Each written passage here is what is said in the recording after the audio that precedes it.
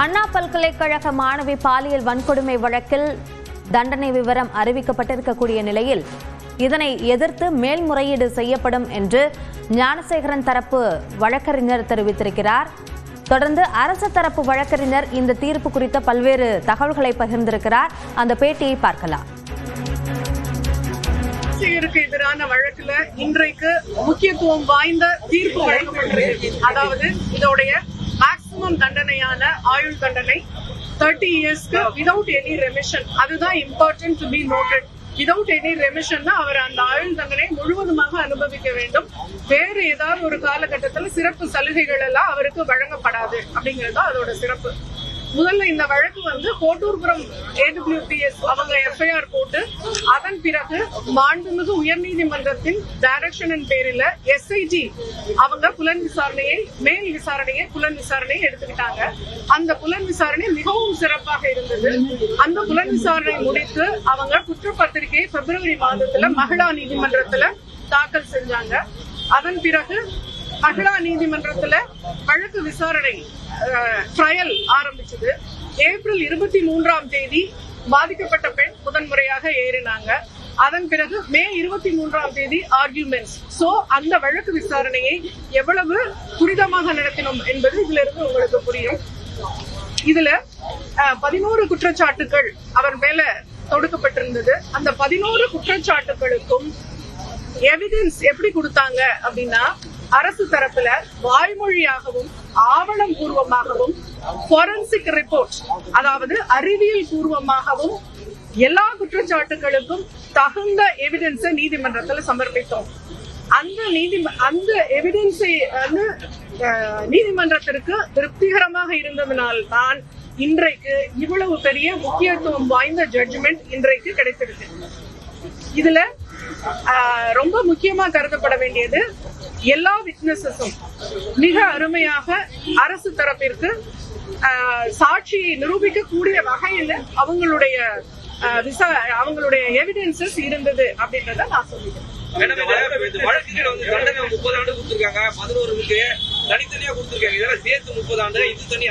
ஏக காலத்துல அனுபவிக்கிற மாதிரி கொடுத்திருக்காங்க. அப்படிதான் வழக்கமா கொடுப்பாங்க. அந்த 11 குற்றச்சாட்டுகளுக்கும் என்னென்ன தண்டனைன்றத தனித்தனி விவரம் கொடுத்திருக்காங்க. அதுல ஹையஸ்ட் இந்த ஆயுள் தண்டனைன்றதுனால அதை மட்டும் மென்ஷன் பண்ணி அதிகபட்ச தண்டனை தீர்ப்பின் முழு விவரங்களை நான் படிக்கல. நான் படிச்ச பிறகு சொல்றேன். இதுதான் அது மேக்சிமம். இந்த குற்றச்சாட்டுக்கு மேக்சிமம் பனிஷ்மெண்ட் இதுதான். இது வழங்கப்பட்டுள்ளது. அதை தாண்டி விதவுட் ரெமிஷன், அதுதான் அதுல ரொம்ப சிறப்பா பார்க்கப்பட வேண்டிய விஷயம். விதவுட் ரெமிஷன்னா எந்த ஒரு சலுகையும் அவருக்கு கிடையாது. எந்த ஒரு நன்னடத்தை காரணமாக வெளியே வருது இதெல்லாம் எதுவுமே கிடையாது.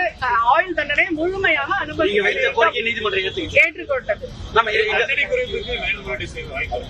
தண்டனை குறைப்புக்கு கண்டிப்பாக இது மேல்முறையீடு போறதுக்கு வாய்ப்பு இருக்கு. அதை நான் சொல்ல முடியாது. அது அக்யூஸ் தான் முடிவு பண்ணணும். அதை தவிர ஒரே ஒரு விஷயம் நான் தெளிவுபடுத்தணும்னு நினைக்கிறேன். இன்னொரு நபர் இதுல சம்பந்தப்பட்டிருக்கிறாரான்னு நிறைய டிபேட் அதெல்லாமே நான் பார்த்தேன். அதுல நான் தெளிவுபடுத்தணும்னு நான் நினைக்கிறேன். முதல்ல எங்களை பொறுத்த வரைக்கும் அந்த அக்யூஸ்டுடைய போன் தான் வெப்பன் ஆஃப் த கேஸ். அந்த போனை போரன்சிக் எவிடன்ஸ்க்கு நாங்க அனுப்புறோம்.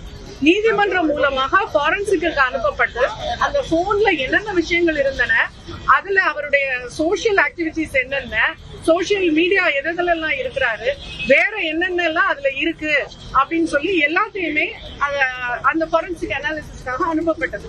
அதுல குறிப்பாக அந்த சம்பவ தினம் 23ஆம் தேதி அந்த போனுடைய நடவடிக்கை என்ன அப்படின்னு போரன்சிக் லேப் அனலைஸ் பண்ணி அந்த போன் பிளைட் மோட், அதாவது ஏரோப்ளைன் மோடுல போடப்பட்டது அப்படிங்கறத FSL போரன்சிக் சயின்ஸ் லேபரட்டரி ரிப்போர்ட்டாக ஆவணமாக நீதிமன்றத்தில் தாக்கல் செய்துள்ளது. அந்த சம்பவ நேரத்துல சம்பவ நாளன்று அந்த போன் ஏரோப்ளைன் மோடில போடப்பட்டிருந்தது என்பதை ஆவணபூர்வமாகவும் அந்த நிபுணர் வாய்மொழி சாட்சியாகவும் நீதிமன்றத்துல சொல்லிட்டு போயிருக்காங்க. ஒரு பாயிண்ட். செகண்ட் பாயிண்ட் என்ன நான் சொல்லணும்னு நினைக்கிறேன்னா, அது அவனுடைய போன் ஏர்டெல் சிம்.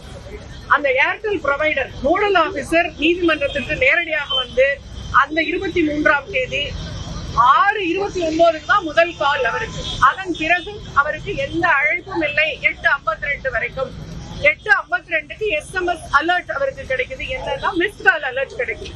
சோ இவரு இந்த காலகட்டத்துல ஏரோப்ளேன் மோடுல போடப்பட்டிருக்கிறார் அப்படிங்கறத ஏர்டெல் ப்ரொவைடரும் தெளிவாக நீதிமன்றத்துல எடுத்துரைத்திருக்காரு.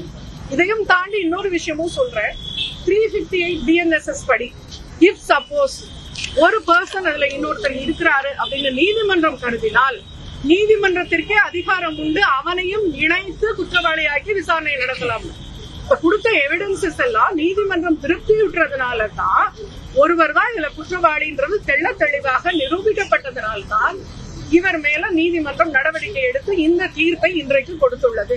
எனவே இதன் பிறகு இதை பற்றி பேசினால் அது கண்டெம்ட் ஆஃப் கோர்ட், நீதிமன்ற அவமதிப்பு என்பதை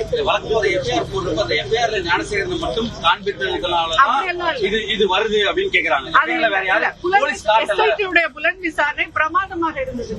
புலன் விசாரணையில நூல் இழைய கூட அவங்க விடல, எல்லாத்தையும் கிளீனா புலன் விசாரணை பண்ணிட்டாங்க. இப்ப நான் சொன்ன எவிடன்ஸுக்கு மேல உங்களுக்கு என்ன வேணும்? அவ்வளவு தெளிவான எவிடன்ஸ் கொடுத்துட்டாங்க. அதனால இதற்கு மேற்கொண்டு அதுல யாரும் இல்லை, யாரும் இருந்தாலும் கோர்ட்டுக்கு அதிகாரம் உண்டு. அதை விட ஹானரபிள் ஹைகோர்ட் டைரக்ஷன்ல SIT ஃபார்ம் பண்ணப்பட்டது. அதனால இதுல ஒருவர் தான் குற்றவாளி அப்படின்னு எவிடென்ஷியரி ப்ரூஃப் கொடுக்கப்பட்டது. அதனால அவருக்கு தண்டனை கிடைக்கும். இது போக இதுல இல்லைன்னு உங்களுக்கு புரியலையா? இவர் ஒருத்தர் தான் இருக்கிறாரு.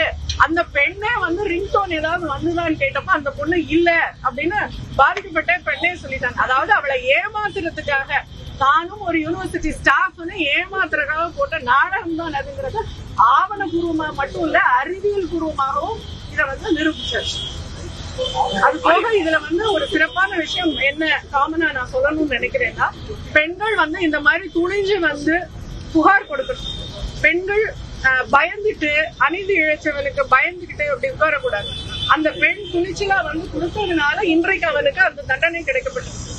எனவே பெண்ணுக்கு அநீதி ஏற்படும் பட்சத்துல சட்டமோ மாண்புமிகு நீதிமன்றமோ அரசாங்கமோ பார்த்து கொண்டிருக்காது என்பதற்கு இந்த வழக்கே ஒரு எடுத்துக்காட்டு. இந்த வழக்குல யாருமே பிறல் சாட்சி யாருமே இல்லைங்க, எல்லாருமே தெளிவான சாட்சிகள். இழப்பீடு அந்த அவனுக்கு அந்த குற்றவாளிக்கு கொடுக்கப்பட்ட அந்த ஃபைன் அமௌண்ட பெண்ணுக்கு இழப்பீடா கொடுக்கணும்னு நீதிமன்றம் கொடுத்திருக்காங்க. அது போக DLSக்கு அவங்க ரெக்கமெண்ட் பண்ணிருக்காங்க. DLS என்ன கொடுக்கலாம் அப்படின்னு நினைக்கிறாங்களோ அந்த காம்பன்சேஷனை கொடுக்கலாம்னு DLS ரெக்கமெண்ட் பண்ணிருக்காங்க. தீர்ப்பு விவரத்துல ஒரு அண்ணா பல்கலைக்கழகத்துல நடந்திருக்கு, பாதுகாப்பு கூடுதலா அரசு கொடுக்கணும் அப்படின்னு நீதிபதியா சுட்டி காண்பித்திருக்காங்களா? தீர்ப்பை முழுமையா நான் இன்னும் படிக்கல. நீதிபதியும் அந்த தண்டனை விவரத்தை மட்டும்தான் சொல்லியிருக்காங்க. கண்டிப்பாக அதற்கான அப்சர்வேஷன் பண்ணிருப்பாங்கன்னு நான் நம்புறேன். பாதுகாப்பு கூடுதலா கொடுக்கணும்னு பண்ணிருப்பாங்க நான் நம்புறேன். எனக்கும் கொடுக்கணும்னு தோணுது.